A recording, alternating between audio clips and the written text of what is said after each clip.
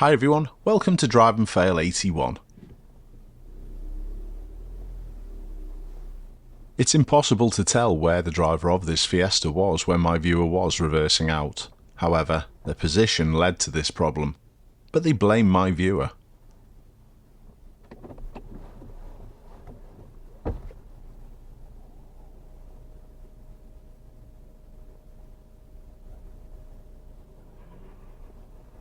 You can see the annoyance. Just position your car properly next time.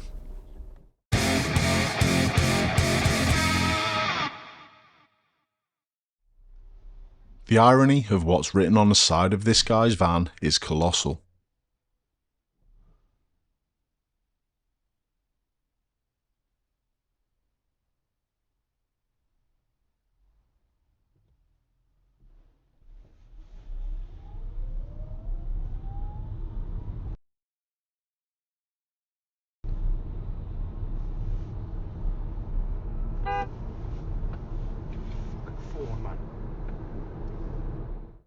Some Tesla footage, and this is definitely a pedestrian fail, not a driver fail.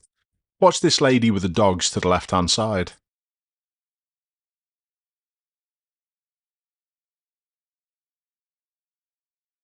Very poor care for the dogs. And luckily, because it's a Tesla, we get to see two more different camera angles. Notice how she's telling the dog off. My viewer did a great job under the circumstances.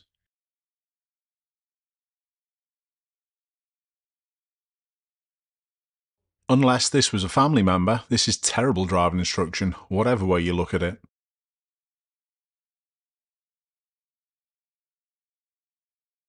This clip recently featured on my channel as a short, however, it's worth another look. Some people said in the comments that that speed was too quick going round in good conditions, let alone in ice or snow, and I totally agree. This was also featured as a short, and again, too fast going round corners.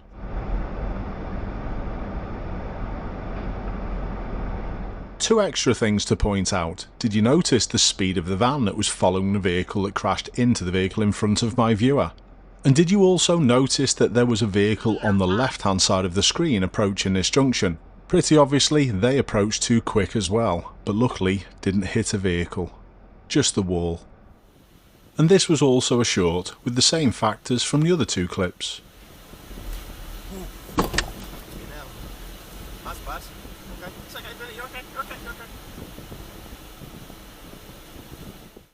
And just staying with the icy conditions for an unseen clip, this one again is possibly down to the same problems. Too fast into a slippy corner.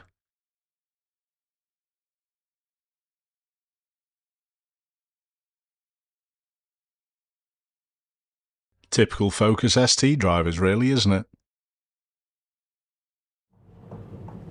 Thanks for watching one of my drive and fail episodes, and whilst we're on the subject of drive and fails, don't you think it would be a big fail if you purchased the car and you didn't know its hidden history? Check it out with Car Vertical first. All you need is the registration or VIN number of the vehicle that you're looking at. You put this into the Car Vertical website and within a minute you can download a detailed report showing your car's hidden history.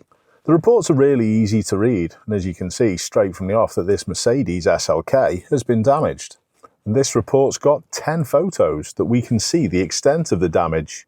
If you knew a vehicle that you were looking at had previously looked like this after a collision, would it put you off? Well, that's exactly what a Car Vertical report is designed to do. Give you that extra information so you can make an informed decision. You can also easily find out whether the car's been stolen, whether the mileage has been tampered with, or whether there's any financial, registration and legal status problems, and much more. The timeline shows that this vehicle was damaged in 2015 and again in 2020. Now, if the price didn't reflect this damage, it would be time to walk away. Remember, if you use the code Ashley, you can save yourself 20% on checking out your next vehicle. But don't forget, if you check out more than one car, you can save yourself 50% using the same code. Don't leave any car unchecked. Thanks, Car Vertical.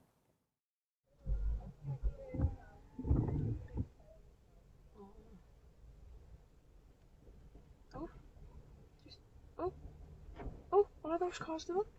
Both of them have just done it. Oh my god, do you see that?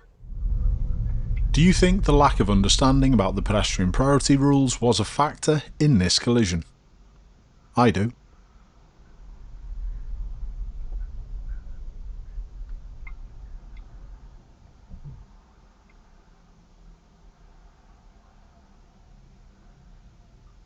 Oh shit. So was following distance. Did the driver of the Mercedes even notice? This is a common fail all across the country. Watch the Audi from the opposite direction cut right across the roundabout.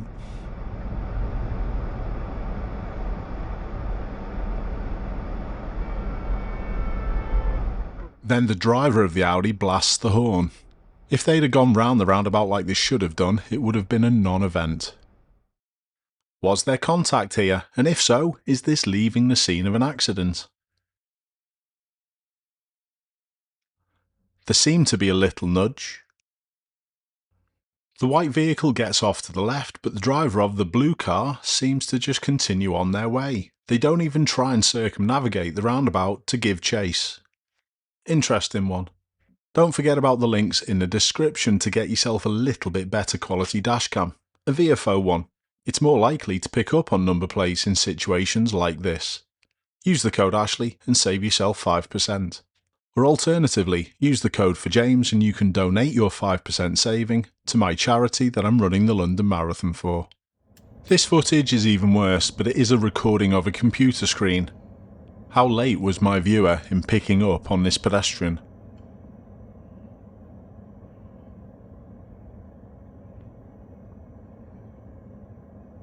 The white shoes were the lifesaver. Literally.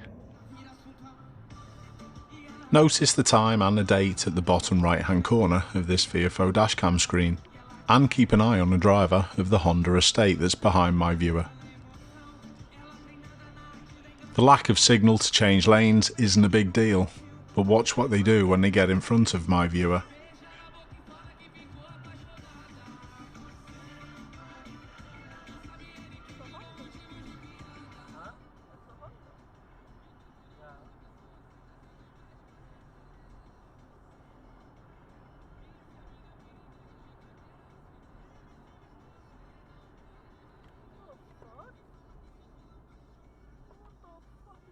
Very strange.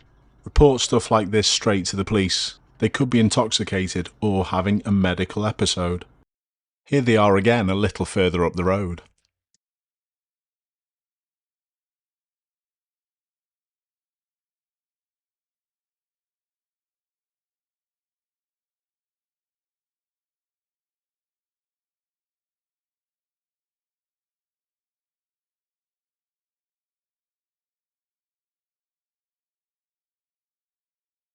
My viewer definitely took up a safe option to stay behind.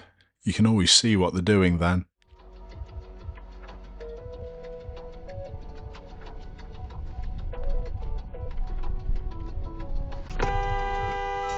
Terrible driving from that driver.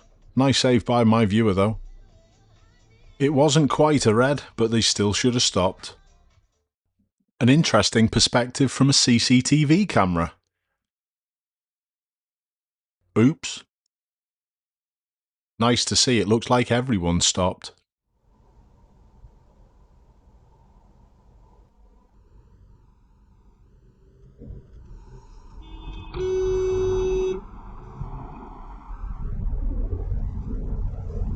Stopping at red lights is optional for some in Liverpool.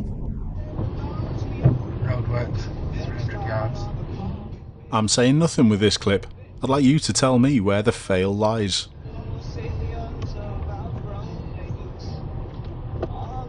Just around there, on the inside.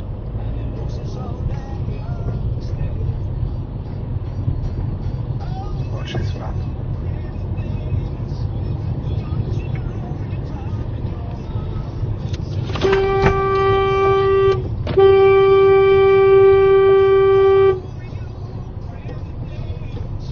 I'll tell you what, you better record that dash cam because I'm having him for that. That's going to place. That's going to place, that. Dangerous driving. Yeah. I wonder how the police would see my viewers driving. There's a thing you can send them to police.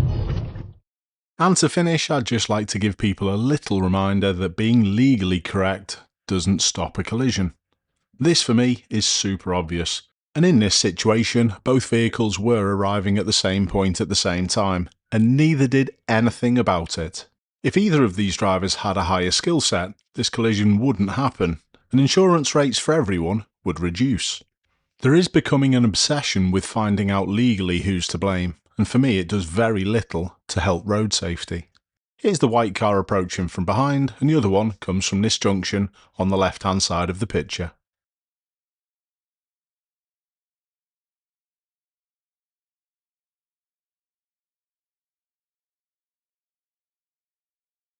Do we want our roads to be a better place, or do we want to line the pockets of the insurance companies? Keep safe everyone, I'll see you soon.